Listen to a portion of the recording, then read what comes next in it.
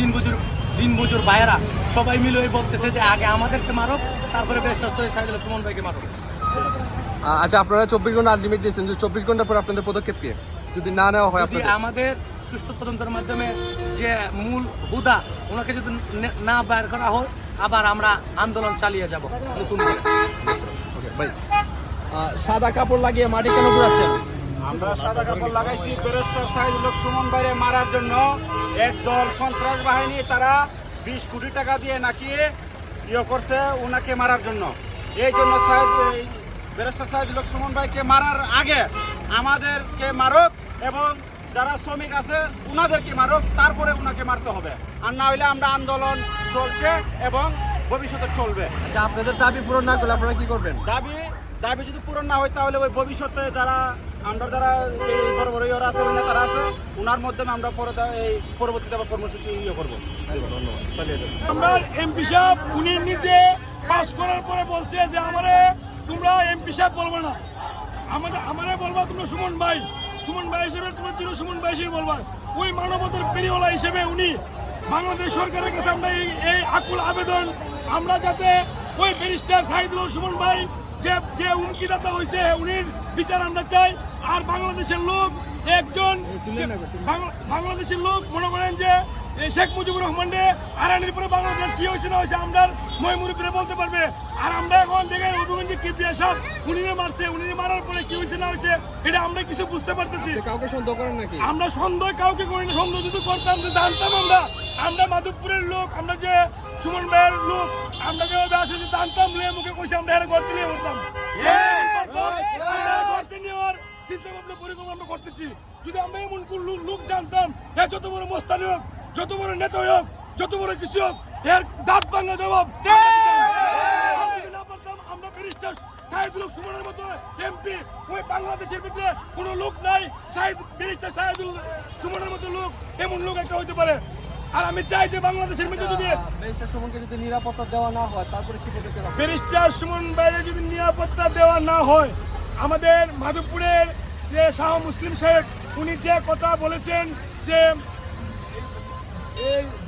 যানবাহন রেল বিদ্যুৎ সংযোগ সম্পূর্ণ বিচ্ছিন্ন করে দেওয়া হবে 24 ঘন্টার ভিতরে যদি না নেওয়া হয়, মুসলিম সাহেব যারা বলছেন এটা আমরা সঠিক, আমরা আমরা আছি। উনি যা বলবে যে আমাদের ইউনিয়ন বাবুল খান ইউনিয়ন চেয়ারম্যান উনিও বলছেন এটাই যে আমাদের যদি এমপি সাহেবের সঠিক বিচার না হয় আমরা তৎপরভাবে আমরা জবাব নেওয়া হবে। একটা কথা পরিষ্কার করে বলে দিতে চাই, আমরা আমাদের শরীরের আমরা সুমন ভাইয়ের জন্য আসি, যা করার দরকার আমরা তাই করবো। কি পদক্ষেপ নেবেন? 24 ঘন্টার পরে আমি মাধবপুর উপজেলা ছাত্রলীগের একজন কর্মী হিসেবে এতটুকুই বলবো, আমরা রাজপথ ব্যারিকেড দিব। যদি সুমন ভাইয়ের সেই হত্যাকারীদের যারা হত্যার জন্য হুমকি দিয়েছে, হুমকিদাতাদের যদি না ধরে প্রশাসন, তাহলে আমরা মাধবপুরের রাজপথ ব্লক করব। আমরা উপজেলা ছাত্রলীগ সহ প্রত্যেক ইউনিয়নের ছাত্রলীগের কর্মীদের নিয়ে আমরা রাজপথ ব্যারিকেড দিব। রাজপথে তার জবাব দেওয়া হবে।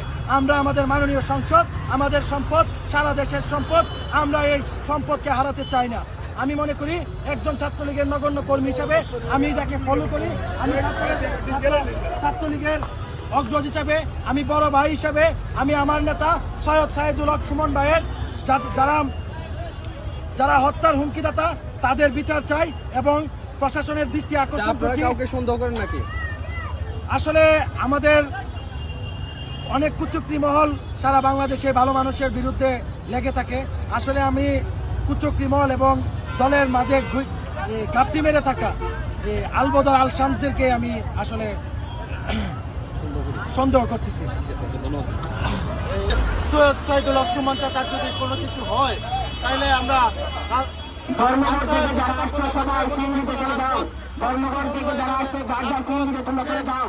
এরপর সব বন্ধ করে দেব।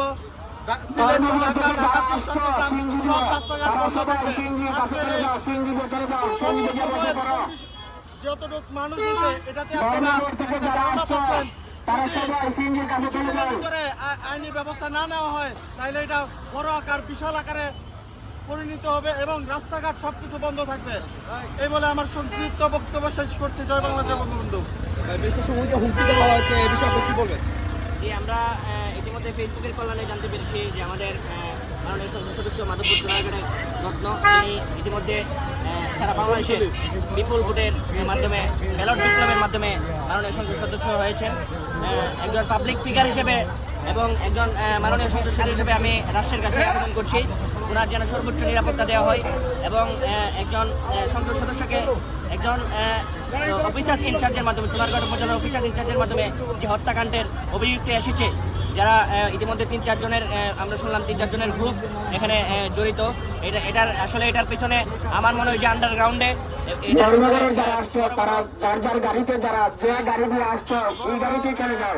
অনেক আন্ডারগ্রাউন্ডে বড় বড় মদতদাতা রয়েছে। এই সব থেকে যারা আসছে তারা সবাই এইসব মদতদাতাতে হত্যার হুমকি দেওয়া হচ্ছে 27 তারিখ। আজকে ইতিমধ্যে 1 তারিখ, ইতিমধ্যে 3-4 দিন হয়ে গেছে। আমরা জানতে পেরেছি একজন সংসদ সদস্য হিসেবে আমরা আমাদের মাননীয় সংসদ সদস্যকে যে কোনোভাবে সরকারের কাছে আবেদন করছি যে সর্বোচ্চ নিরাপত্তা দিয়ে আমাদের এই সংসদ সদস্যকে বাঁচিয়ে রাখতে হবে। ব্যারিস্টার সুমন শুধু মাধবপুর চুনারঘাটের সম্পদ না, তিনি সারা বাংলাদেশের সম্পদ। ইতিমধ্যে সারা বাংলাদেশে যে সকল অন্যায় দুর্নীতি অনিয়ম করছে তার প্রতিবাদকারী হিসেবে ইতিমধ্যে সংসদে তিনি যে আলোড়ন সবাই সিএনজির কাছে চলে যাও, সবাই সিএনজির কাছে চলে যাও। যারা হরসপুর